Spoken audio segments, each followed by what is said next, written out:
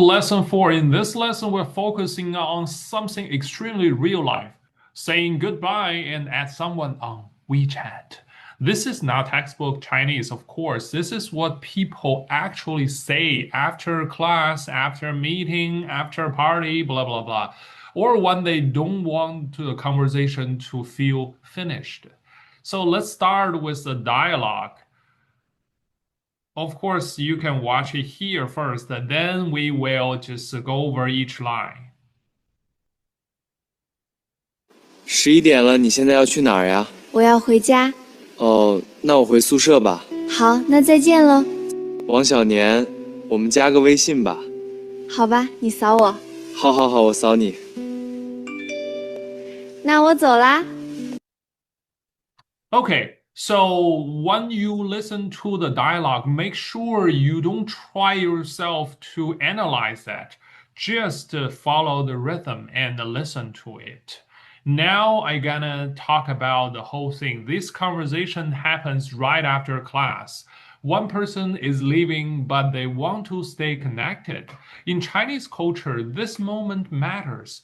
Goodbye doesn't really mean end. Very often it means we will talk again, maybe online. So let me just read every sentence slowly because the video is kind of too quickly. So I will go over, then you just follow me after each sentence, okay? I will try my best to speak the perfect pronunciation and tones. 11点了，你现在要去哪儿呀？我要回家。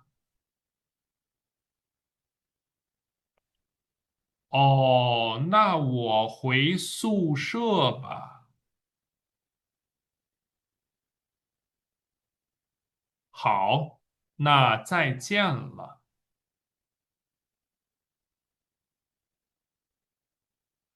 王小年，我们加个微信吧。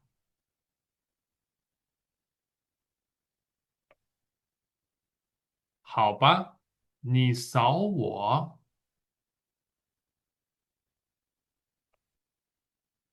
好，好，好，我扫你。那我走啦。Let's go over the sentence one by one. The first one is 11点了，你现在要去哪儿？ This is the beginning of the end. When people ask you, where are you going now? Which basically they're telling you they're about to leave. So 现在要去哪儿? Remember the sentence order? Subject, time, verb, object. So stubble. So then the girl said, 我要回家. Pay extra attention for the 回 because when you said 回, it always means you're returning. So there is certain places you always use 回 regardless where you are. First is of course 回家 because 回家 home, the sweet home is always somewhere you are going to return. And of course, if you're living in the dorm, you would say 回宿舍 because returning to where you live for a longer period of time. Then the boy said, "Oh, 那我回宿舍吧。See, 回宿舍吧。The all part is kind of, I don't know what to say, but I got what your plan is. So you say, oh, but of course, oh can change the tones. That means something differently. For example, if like this sentence you said, oh, then that means I see a little bit disappointment or I don't know what to say. But if you change it to oh, the second tone, that changes the meaning of really. So it really depends on the tones of the particles, and we will learn much more of them later. And the girl said, 好，那再见了.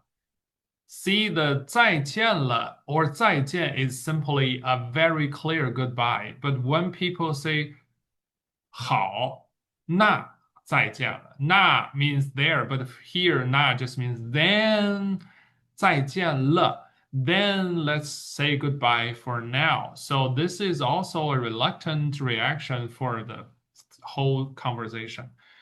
And then the boy said again, 王小年, because they already know each other's name from the lesson 3, I think.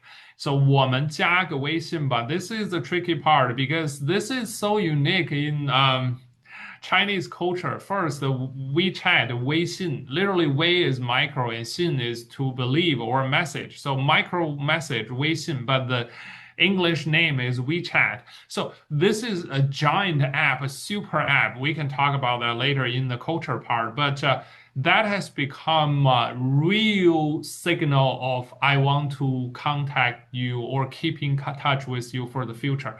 Regardless how well the conversation goes, if people just live without leaving or adding their WeChat, Weixin, that means no, I don't want to see you again, or that's it. Let's call it an end for this life. Okay, so 加个微信 because you can add friends. So 加 literally just means to plus. So 加个微信 to add the WeChat.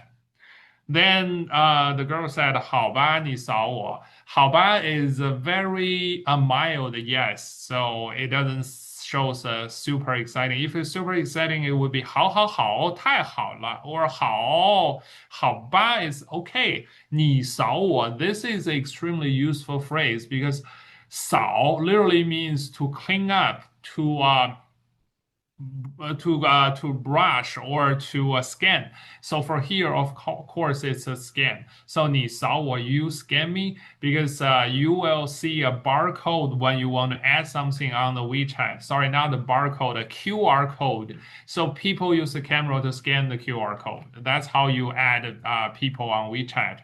So 你扫我, this is also true for most of the shopping scenario in 99.9% of China's shops. So we will talk about that in lesson 11. So 你扫我, then see the boy's reaction is super exciting. He said 好好好, yeah, of course. So when you want to say something with excitement, you will simply repeat 好 for multiple times, but usually 3 times. You don't want that. You don't want to do things more than 3 times because if you say that 好, that's like people saying, what's your problem? Okay, so 好. And of course, I hope you enjoyed the video. If you want to watch the full video, including the full breakdown of the culture tips, the grammar patterns, the vocabulary, and all the practice and exercises, you can go to my website at funchinese321.com or check the link in the description. Then you will learn some real life Chinese. I hope you can go there and I will see you there. Bye bye.